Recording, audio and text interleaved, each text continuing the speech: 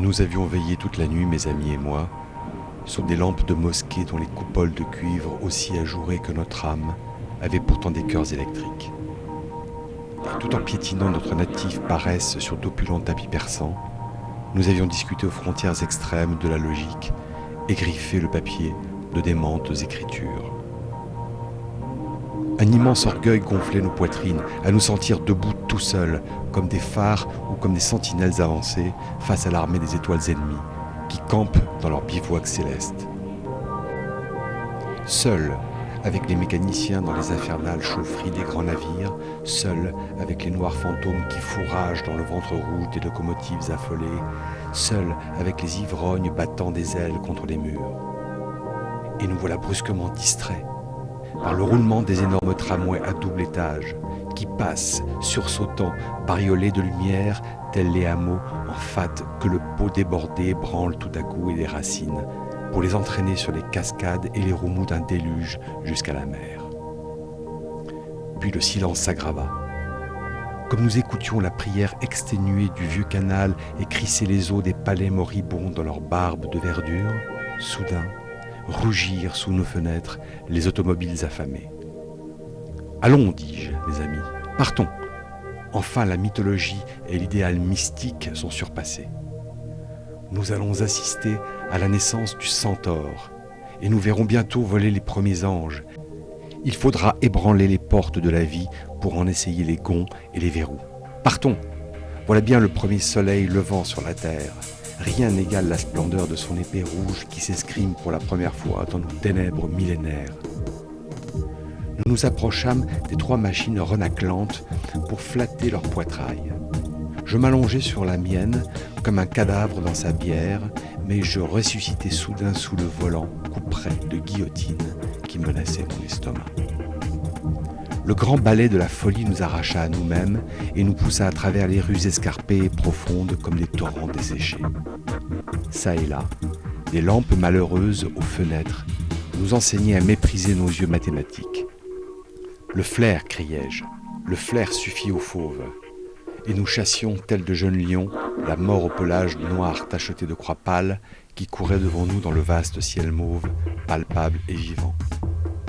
Et pourtant, nous n'avions pas de maîtresse idéale dressant sa taille jusqu'aux nuages, ni de reine cruelle à qui offrir nos cadavres tordus en bagues byzantines. Rien pour mourir, si ce n'est le désir de nous débarrasser enfin de notre trop pesant courage. Nous allions écrasant sur le seuil des maisons les chiens de garde qui s'aplatissaient arrondis sous nos pneus brûlants, comme un faux col sous un fer à repasser. La mort, amadouée, me devançait à chaque virage pour m'offrir gentiment la patte et tour à tour se coucher au ras de terre avec un bruit de mâchoire stridente en me coulant des regards veloutés au fond des flaques. Sortons de la sagesse comme d'une gangue hideuse et entrons comme des fruits pimentés d'orgueil dans la bouche immense et torse du vent. Donnons-nous à manger à l'inconnu, non par désespoir, mais simplement pour enrichir les insondables réservoirs de l'absurde. Comme j'avais dit ces mots, je virai brusquement sur moi-même, avec l'ivresse folle des caniches qui se mordent la queue. Et voilà tout à coup que 2 cyclistes me désapprouvèrent, titubant devant moi, ainsi que 2 raisonnements persuasifs et pourtant contradictoires. Leur ondoiement stupide discutait sur mon terrain. Quel ennui! Pouah!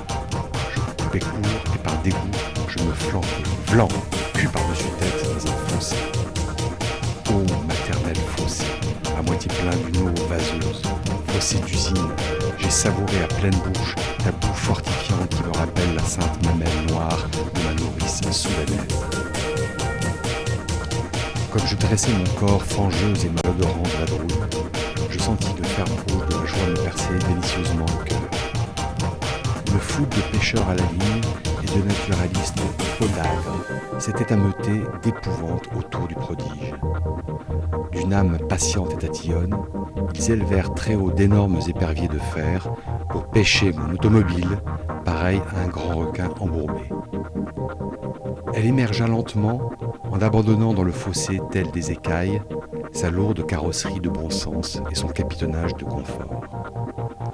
On le croyait mort, mon bon requin.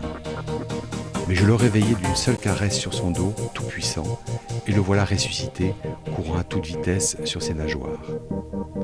Alors, le visage masqué de la bonne boue des usines, pleine de scories de métal, de sueurs inutiles et de suie céleste, portant nos bras foulés en écharpe, parmi la complainte des sages pêcheurs à la ligne et des naturalistes navrés, nous dictâmes nos premières volontés à tous les hommes vivants de